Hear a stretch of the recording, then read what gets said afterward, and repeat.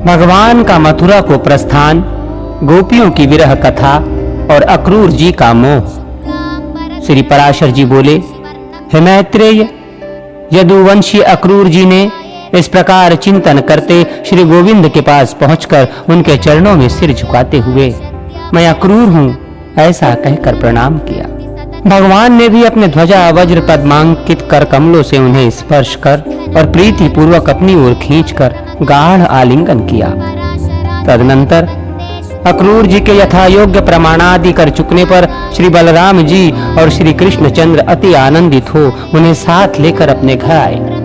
फिर उनके द्वारा सत्कृत होकर यथा योग्य भोजनादि कर चुकने पर अक्रूर ने उनसे वो संपूर्ण वृत्तांत कहना आरंभ किया, जैसे कि दुरात्मा दानव कंस ने आनक दुदुम्भी वसुदेव और देवी देवकी को डांटा था, तथा जिस प्रकार वो दुरात्मा अपने पिता उग्रसेन से दुर्व्यवहार कर रहा था और जिसलिए उसने उन्हें अक्रूर जी को वृंदावन भेजा है। भगवान देवकी नंदन ने ये संपूर्ण वृत्तांत विस्तार पूर्वक सुनकर कहा, हे दानपते, ये सब बातें मुझे मालूम हो गई। हे महाभाग, इस विषय में मुझे जो उपयुक्त जान पड़ेगा वही करूंगा। अब तुम कंस को मेरे द्वारा मरा हुआ ही समझो, इसमें किसी और तरह का विचार न करो। भैया बलराम और मैं दोनों ही कल तुम्हारे साथ मथुरा चलेंगे। हमारे साथ ही दूसरे बड़े बूढ़े गोप भी बहुत सा उपहार लेकर जाएंगे। हे वीर, आप ये रात्रि सुखपूर्वक बिताइए, किसी प्रकार की चिंता न कीजिए।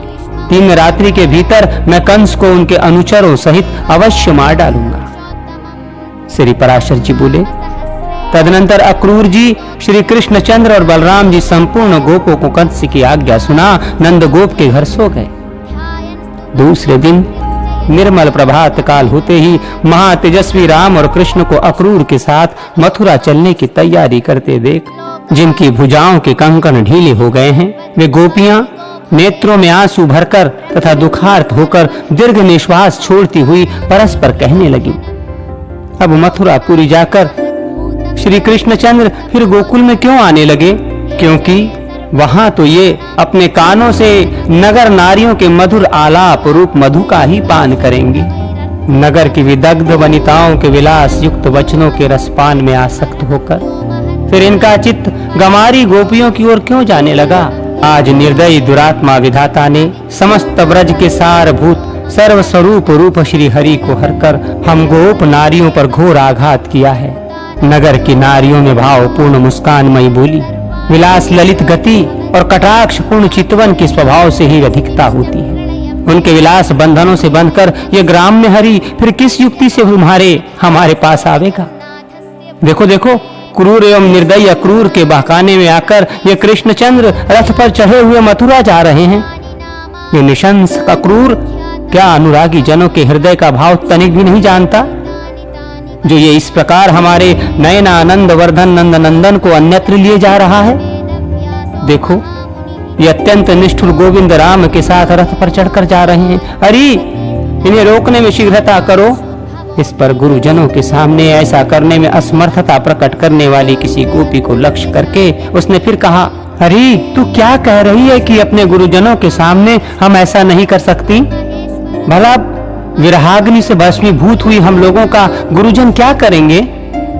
देखो, ये नंदगोप आदि गोप गण भी उन्हीं के साथ जाने की तैयारी कर रहे हैं। इनमें से भी कोई गोविंद को लौटाने का प्रयत्न नहीं करता। आज की रात्रि मथुरा वासिनी स्त्रियों के लिए सुंदर प्रभात वाली हुई है, क्योंकि आज उनके नयन भृंग भी अचित्त के मुखार विंद का मकरंद पान करेंगे। जो लोग इधर से बिना रोक टोक श्री कृष्णचंद्र का अनुगमन कर रहे हैं, वे धन्य हैं, क्योंकि वे उनका दर्शन करते हुए अपने रोमांच युक्त शरीर का वहन करेंगे। आज श्री गोविंद के अंग प्रत्यंगों को देखकर मथुरा वासियों के नेत्रों को अत्यंत महोत्सव होगा। आज न जाने उन भाग्यशालिनियों में ऐसा कौन शुभ स्वप्न देखा है जो वे कांतिमय विशाल नयनों वाली मथुरापुरी की स्त्रियां स्वच्छंदता पूर्वक श्री अधोक्षज को निहारेंगी। अहो, निष्ठुर विधाता ने गोपियों को महानिधि दिखलाकर आज उनके नेत्र निकाल लिए। देखो, हमारे प्रति श्री हरि के अनुराग में शिथिलता आ जाने से हमारे हाथों में कंकण भी तुरंत ही ढीले पड़ गए हैं।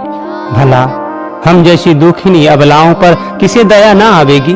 परंतु देखो, ये क्रूर हृदय अक्रूर तो बड़ी शीघ्रता से घोड़ों को हाँक रहा है।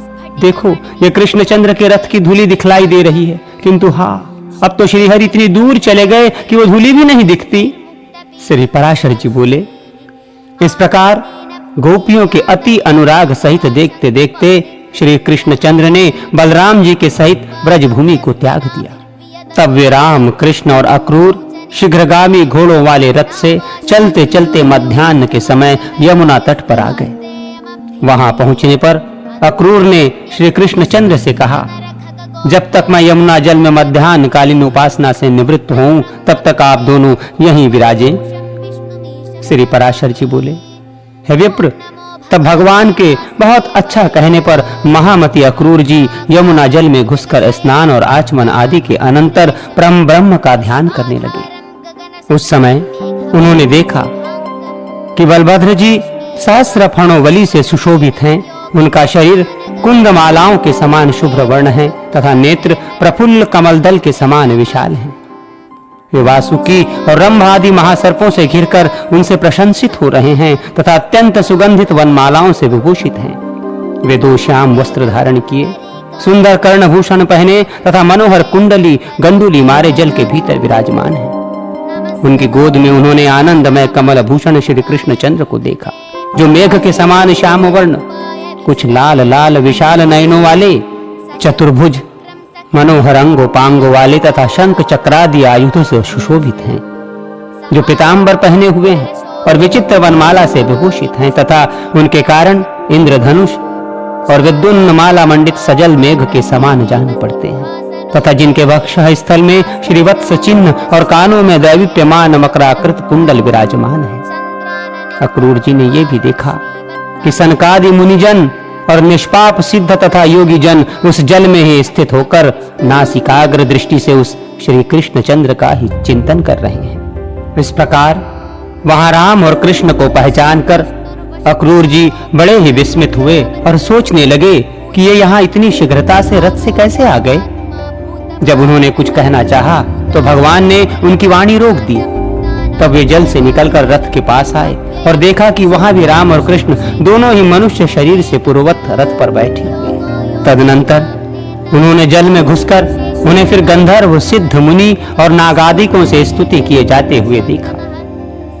तब तो दानपति अक्रूर जी वास्तविक रहस्य जानकर उन सर्व विज्ञान में अच्युत भगवान की स्तुति करने लगे। अक्रूर जी बोले, जो सन्मात्र स्वरूप, अचिंत्य महिम, सर्वव्यापक तथा कार्य रूप से अनेक और कारण रूप से एक रूप है, उन परमात्मा को नमस्कार है, नमस्कार है। हे अचिंतनीय प्रभु, आप सर्वरूप एवं हवि स्वरूप परमेश्वर को नमस्कार है। आप बुद्धि से अतीत और प्रकृति से परे हैं, आपको बारंबार नमस्कार है। आप भूत स्वरूप, इंद्रिय स्वरूप और प्रधान स्वरूप हैं तथा आप ही जीवात्मा और परमात्मा हैं। इस प्रकार आप अकेले ही 5 प्रकार से स्थित हैं। हे सर्व, हे सर्वात्मन, हे शराशरमय ईश्वर, आप प्रसन्न होइए। एक आप ही ब्रह्म, विष्णु और शिव आदि कल्पनाओं से वर्णन किए जाते हैं। हे परमेश्वर, आपके स्वरूप, प्रयोजन और नाम आदि सभी अवर्चनीय हैं। मैं आपको नमस्कार करता हूँ। हे नाथ, जहाँ नाम और जाति आदि कल्पनाओं का सर्वथा अभाव है, आप वही नित्य अविकारी और अजन्मा पर ब्रह्म हैं, क्योंकि कल्पना के बिना किसी भी पदार्थ का ज्ञान नहीं होता। इसलिए आपका कृष्ण, अच्युत, अनंत और विष्णु आदि नामों से स्तवन किया जाता है। वास्तव में तो आपका किसी भी नाम से निर्देश नहीं किया जा सकता। हे अज, जिन्हें देवता आदि कल्पनामय पदार्थों से अनंत विश्व की उत्पत्ति हुई है, वे समस्त पदार्थ आप ही हैं तथा आप ही विकारहीन आत्म वस्तु हैं, अतः आप विश्वरूप हैं।